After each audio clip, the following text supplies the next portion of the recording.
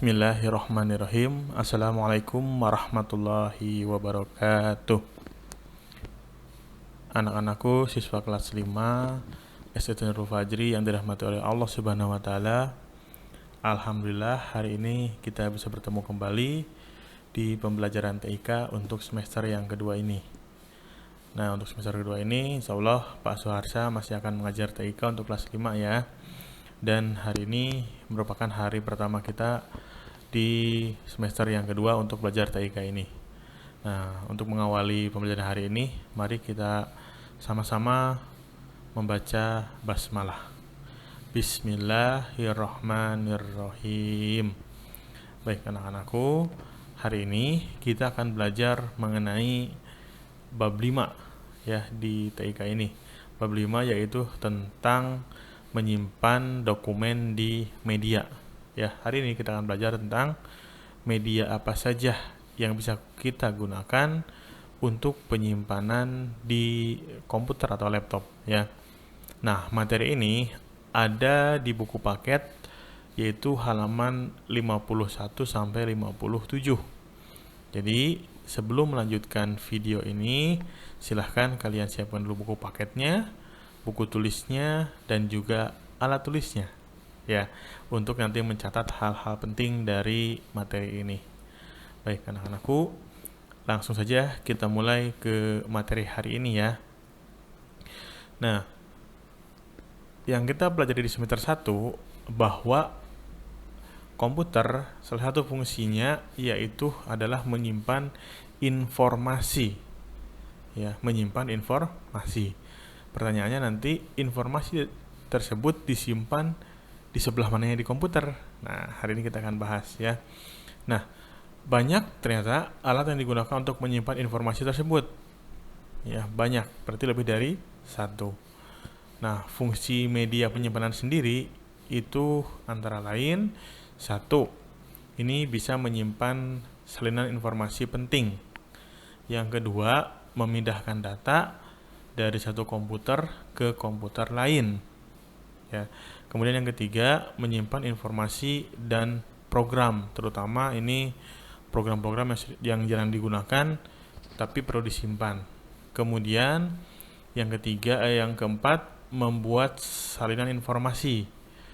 Nah, yang kelima, melindungi informasi supaya tidak bisa dilihat oleh sembarangan orang ya.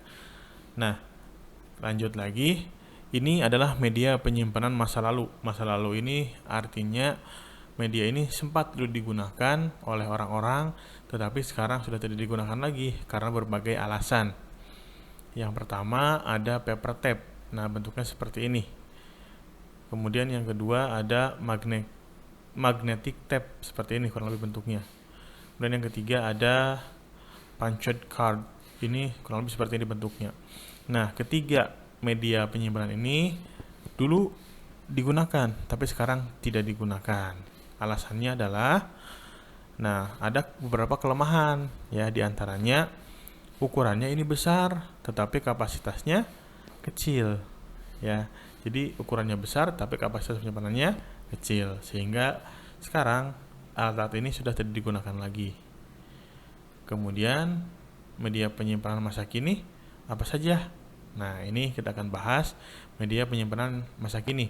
Ini pun ada yang masih digunakan dan ada yang sudah jarang atau bahkan tidak digunakan ya, karena beberapa alasan ya. Kita lihat di sini ya. Nah, media penyimpanan masa kini pun ini dibagi menjadi dua. Yang pertama ada media penyimpanan internal.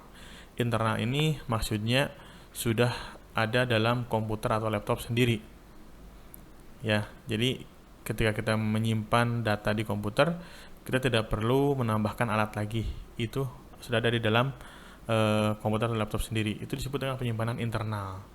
Yang kedua adalah penyimpanan eksternal. Eksternal ini di luar dari komputer atau laptop. Baik, kita bahas satu persatu. Nah, ini ada penyimpanan internal, namanya hard disk ya. Hard disk apa tunjuk di sini ya. Ini hard disk, bentuknya kurang lebih seperti ini. Bahannya ada piringan keras dan juga aluminium atau keramik di dalamnya ini ya. Kemudian kapasitasnya ini sekitar 160 GB. Ini cukup besar, sampai bahkan ada yang 1000 GB atau 1 terabyte ya. Kelebihannya ini ukurannya kecil, ukuran fisiknya kecil, tapi penyimpanannya besar atau kapasitas penyimpanannya besar ya. Nah, disimpan dalam CPU atau ditempatkan dalam CPU. Ini komputer, dalam komputer CPU. Kemudian inilah harddisknya di sini ya. Nih ada harddisknya di sini. Nah, di laptop pun ada ya, ada harddisknya seperti ini. Jadi harddisk ini sudah tertanam dalam komputer ya, tidak perlu dikeluarkan atau dimasukkan ketika akan menyimpan data. Ini harddisk ya. Nah, kemudian yang berikutnya adalah penyimpanan eksternal atau penyimpanan luar. Apa saja? Ini Bapak contohkan ada 4 yang penyimpanan eksternal ini. Yang pertama ini namanya CD atau DVD. Mungkin sudah tidak asing bagi kalian ya. Bentuknya seperti piring atau piringan bulat tipis ya. Ini untuk menyimpan data bisa, musik bisa, program komputer bisa, ataupun film bisa ya, video bisa. Nah, ini ada CD, ada DVD. Bedanya DVD ini memiliki kapasitas yang lebih besar daripada CD ya. Ini ada kelemahannya itu mudah rusak ya kalau CD ini. Kalau misalkan piringannya ini terkena noda atau kotor, ini susah terbaca oleh komputer nanti. Yang kedua ada ini namanya disket. Nah, yang Pak Guru bilang tadi, kalau tadi CD atau DVD itu masih ada sekarang ya, meskipun jarang digunakan. Nah, kalau disket ini media penyimpanan eksternal masa kini, tapi ini sudah mulai ditinggalkan ya. Ini kapasitasnya kecil ya, kapasitasnya sangat kecil.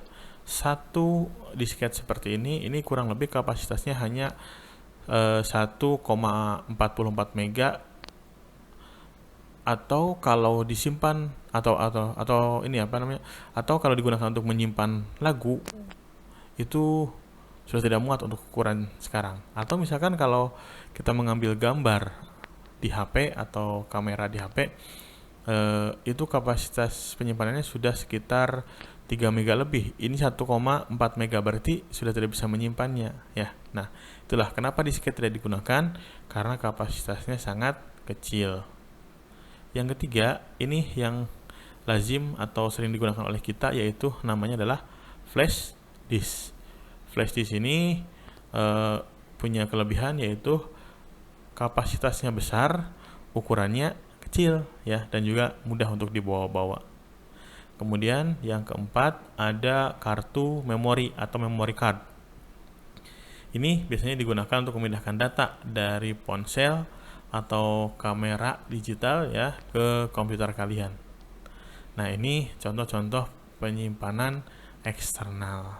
Nah, anak-anakku, hari ini tugas untuk kalian ya, mengerjakan buku paket halaman 60 sampai 61.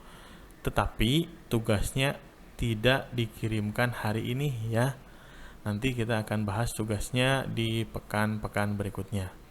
Ya, jadi tugas kalian hanya mengerjakan dulu aja halaman 60 dan 61, tetapi tidak dikirimkan. Baik anak-anakku, itu saja untuk materi TIK hari ini. Mudah-mudahan apa yang kita pelajari hari ini bermanfaat untuk kita. Ya, sekian dari Pak Guru.